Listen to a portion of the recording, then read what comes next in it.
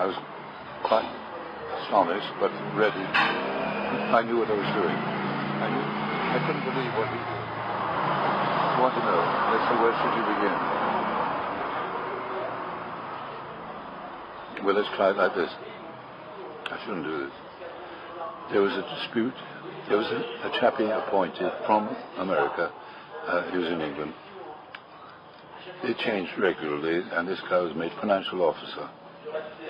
His name was Nelson, actually. He certainly had a blind eye for figures. He had no idea what he was doing. But he was very confident, full of beans. And he always answered positively. Yes, sir, effectively. As if he was in the Navy or something. Nelson was good. The son of Nelson. Anyway, things were really bad because I realized everybody here was liable to be charged and sent to prison for 7 years if they touched anything that they've been accustomed to touching. Because all these things were fraudulent documents. Plainly fraudulent. And big time. Millions they claimed they had millions in the bank. They had nothing in the bank. They hid their real cash books, and you couldn't even get at that. But they claimed to have issued bonds and shares. They were not a company, and they couldn't issue bonds either, and hadn't. So everything was a lie on their brochure, everything.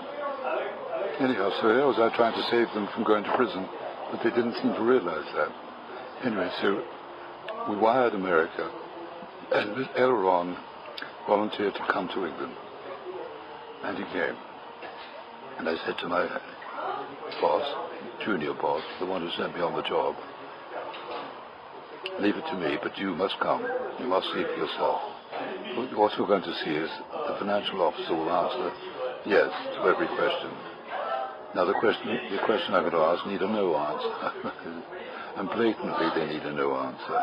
They're very, very simple questions. It's like, that's easier than 1 and 1 makes 2. And he's a financial officer. So do you approve of these questions? He said, well, yes, I suppose so. There's nothing wrong with that. I should think not. So we all sat down.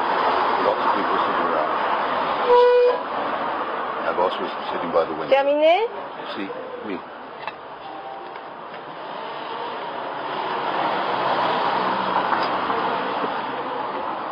And we started. C'est la mode. So I explained what was going to happen to Mr. Hubbard and to everybody present, and the guy who was going to, the financial officer, and then I asked him if he was ready for them, the 5 questions. Sure enough, he said yes to everyone. He loves saying yes. Positive thinking, you see. And of course the answer was blatantly no. Is your head screwed on? Yes. Well, it was hopeless. So then my boss, junior boss, said, is that all right, Peter? That seemed okay. Well, I was furious. So I got up and walked over to him and said, get out of here. Get out. I'll see to it. And he did. He went. He was generally drunk at last time, but he was a handsome-looking man, a Scotsman too, completely ridiculous. He didn't last long on his job. He was his partner. I didn't report it either. So I thought, I must explain this to Mr. Hubbard. What it means, you see. What the serious matter is. He's going to prison if they hear about it. If this is reported, this document, this fraudulent money raising document, 7 years, no answers. No excuses. Un petit dessert? No, not for me. Café? Café aussi? No, she said. Okay. So, he sat down. He was sitting down all the time. Oddly enough, I hate to say it because I'm a great fan of the Saviour, that is Mr. Trump, President Trump. He looks just like Mr. Trump, well, very close. He's a big, broad, and Hubbard was probably in the 60s then, I suppose, and very sweaty, large, big square head, Anyhow, there he was, well dressed, presentable, and I'm facing him alone. I didn't want to humiliate him and upset him about the company or anything, because it was a dreadful situation. It wasn't a comedy, but they were making it a comedy. And he sat down, he was sitting down.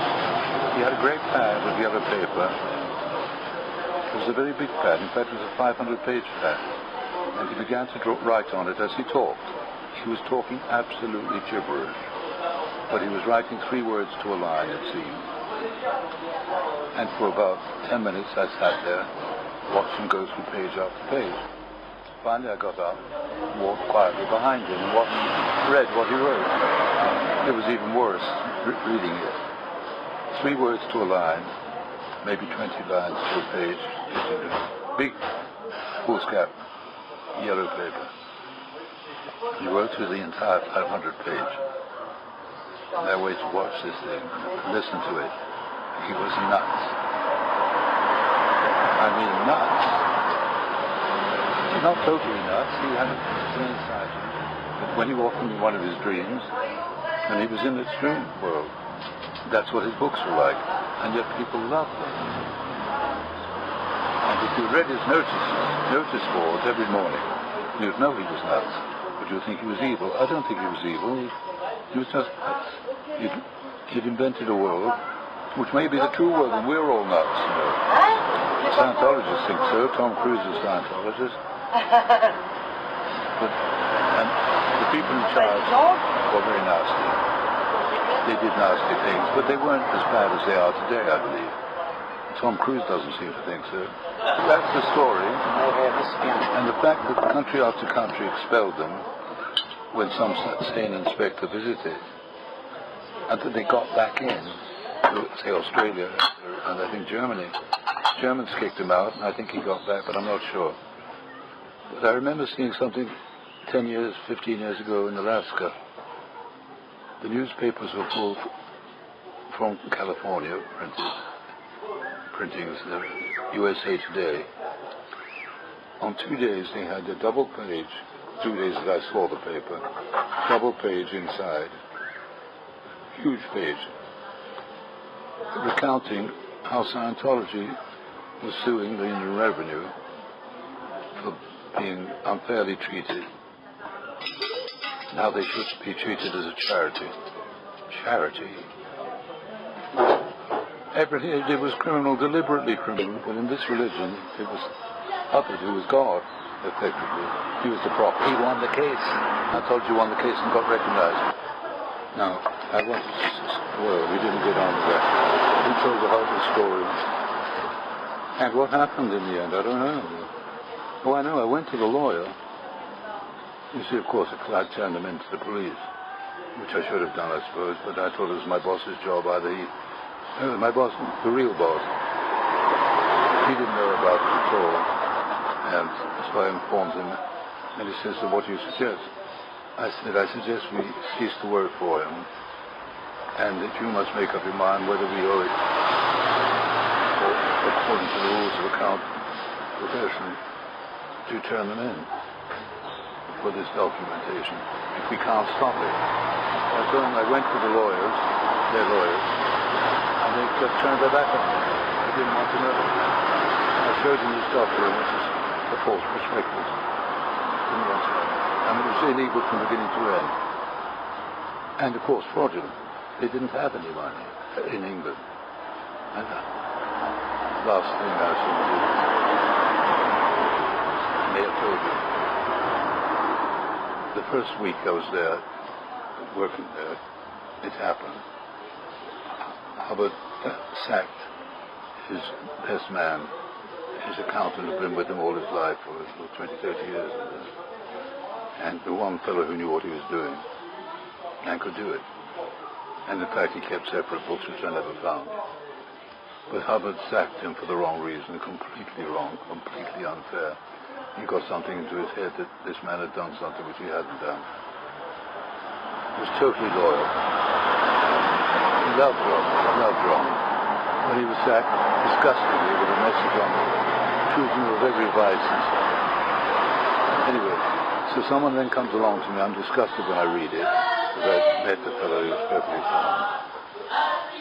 Someone presented me with the wages book and all the things said I was in charge of. I said, no, I'm not. I don't work for you. I work for my boss, he said. But if you ask me nicely, I'll try to be helpful. So then he asked me nicely, and they handed me the books. I said, can you find the wages book? Well, they eventually found it. Anyway, it was in code.